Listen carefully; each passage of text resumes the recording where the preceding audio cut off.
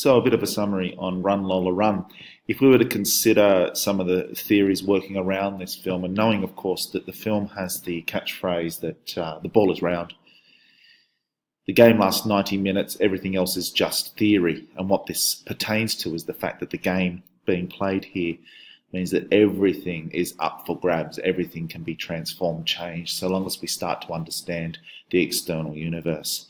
The film focuses as an image-laden text, and always remember that you are dealing with what are the distinctive images, the ones that matter, the ones that transform meaning for the audience, and the ones that are key to understanding the concept. Now, at the moment I've got here, you can see a fractal playing. And I'm sure you've come across this concept in mathematics, the idea of an image representing almost an abyss. And a mise en abîme really is a better word for it, as you are aware. And we see that this is really an exploration of what's going on in Lola's universe and Lola's idea. And so you need to look for images that represent thematically some of the key ideas and concerns of this particular film. And that's really where the goal is in the essay here, looking for the images that strike balance and meaning. So, for instance, if I was to look at Run, Lola Run in a couple of different sort of key moments and images here, I look at this one. Now, this is a repeated image, of course, where she's running underneath the train bridge. And you can see the representation of repetition and fractalness in there. There is an infinite set of arches stretching off into the distance that the viewer can't pertain the end of. And so that's a key moment, of course, in understanding the framing device that's going on here and placing Lola inside of that fractal universe, or that universe where there is a control agent going on. And we compare that, of course, to the final image of the film, or one of the final images of the film here, where Manny and Lola have managed to win the game, and they're at the end point, and they're at the basically exit of the game. They've got the way out, and the way out, as you see, is an infinite image. It's an image that pushes outward and does not repeat itself. It just heads off into the distance, and that's the road they choose to take. That's the road they choose to go along. And just at the end there, we hear that Polaroid sound and the still, and that has been an image that has been played over and over and over and over in the film. But everyone else has been given their version of their complete end to their story, and now we get the beginning frame for Lola and Manny. We don't get to see the rest of their Polaroid, but we as an audience are left to sort of work it out for ourselves. We understand, of course, through Lola's little smile at the end, that it's going to be a happy ending. So let's just reconsider some of those bits at the opening that give us the setup, give us the idea of this universe that is completely and holistically framed within the film itself. Okay?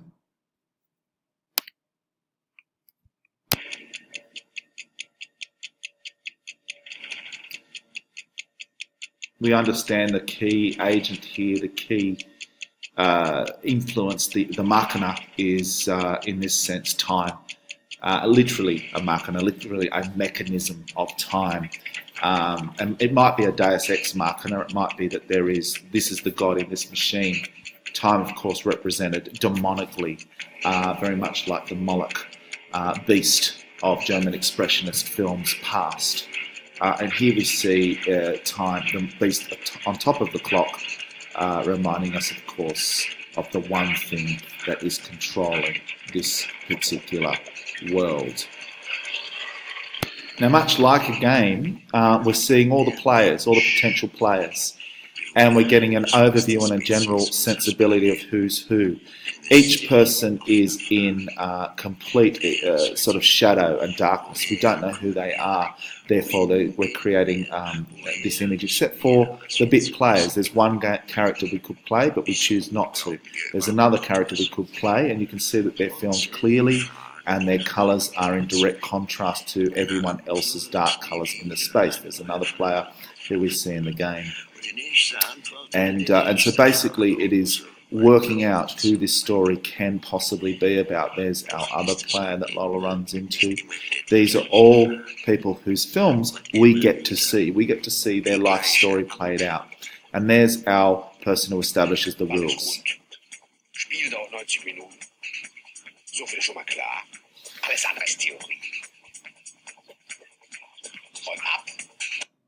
So we're given the fact that the ball is round.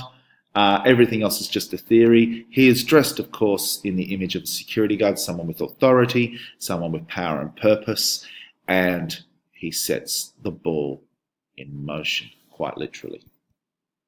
Something you shouldn't neglect when studying this film is the fact that many of the shots are heavily stylized and not naturalistic, in a sense of, we see this shot particularly of Manny in the phone booth, and our point of view is a completely absurd point.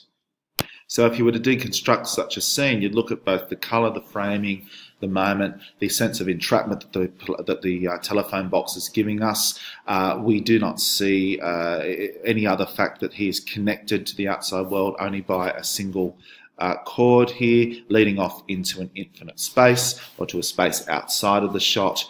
And we also get a sense of his tension because we are right in the space with him. We're in this crowded, tiny area. It's claustrophobic, and therefore it is heightening the sense of urgency. So a stylized shot creates and shapes meaning for an audience. Finally, of course, further on we look at something like that, where in the second run, where Manny has been shot and he is dying. Oh, sorry, he's not been shot. He's been hit by the ambulance, and he is dying.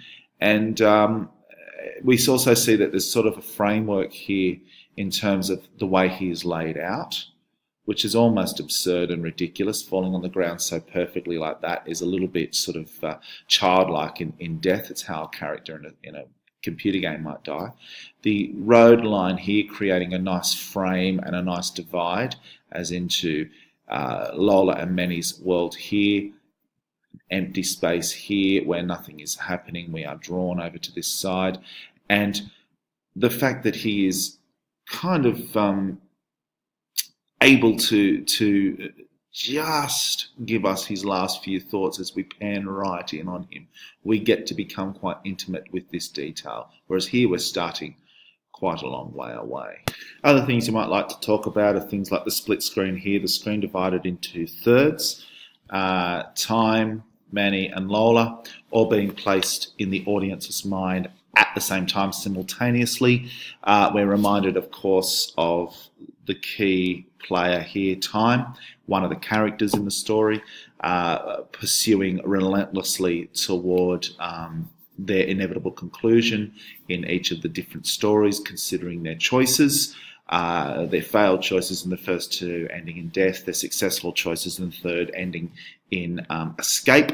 These are, of course, moments where we're reminded that the rule of thumb of the film doesn't change for them. And time, as a construct, is something that's happening simultaneously for everybody in these 20 minutes. Forgetting, of course, that film as an event must go from shot to shot to shot. So naturally, we as a viewer think one thing happens after another thing happens after another thing. But Run, Lola Run reminds us, of course, that film doesn't work that way, that stories don't work that way, that things are simultaneous.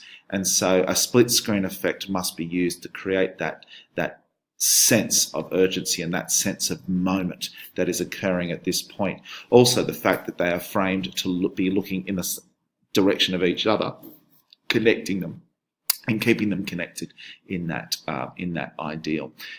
We get their shades of red and the shade of yellow, which reminds us again on the colour spectrum that they are indeed connected.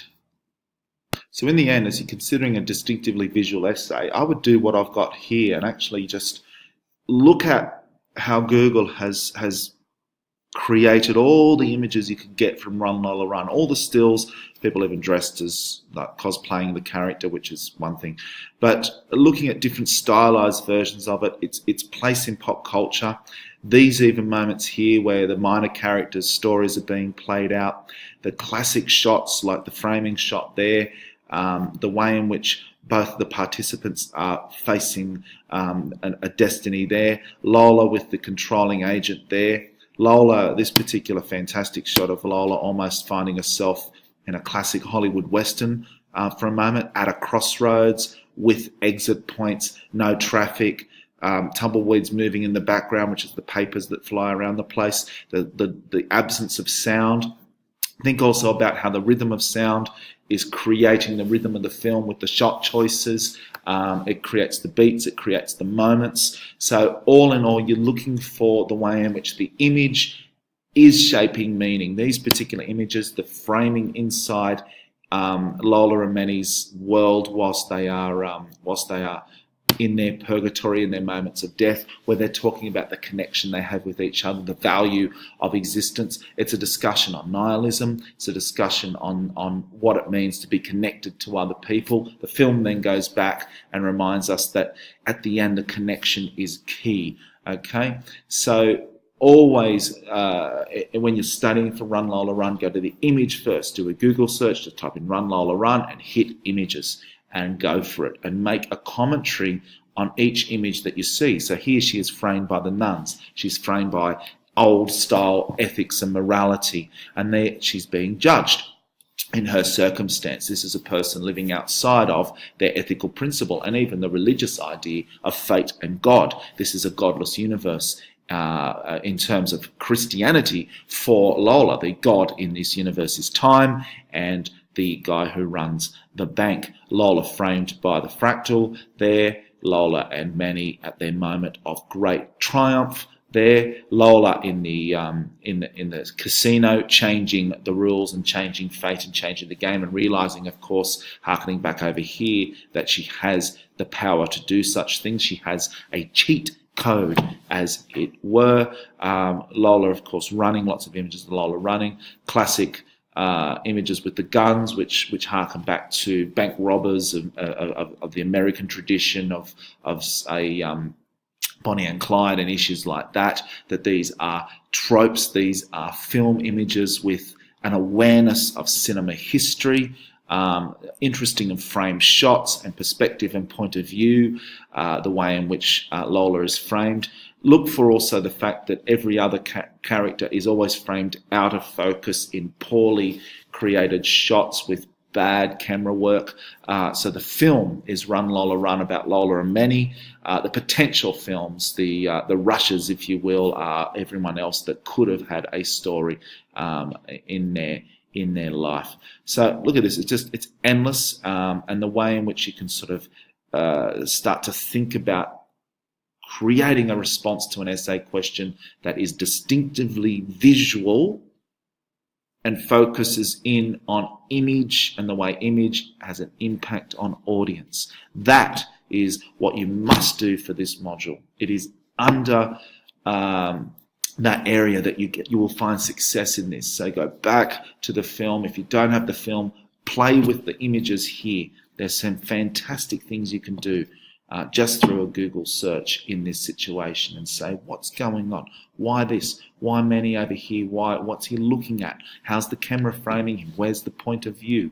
What's going on with the rules of the game? The yellow phone box here, the setup at the crossroads, all these moments.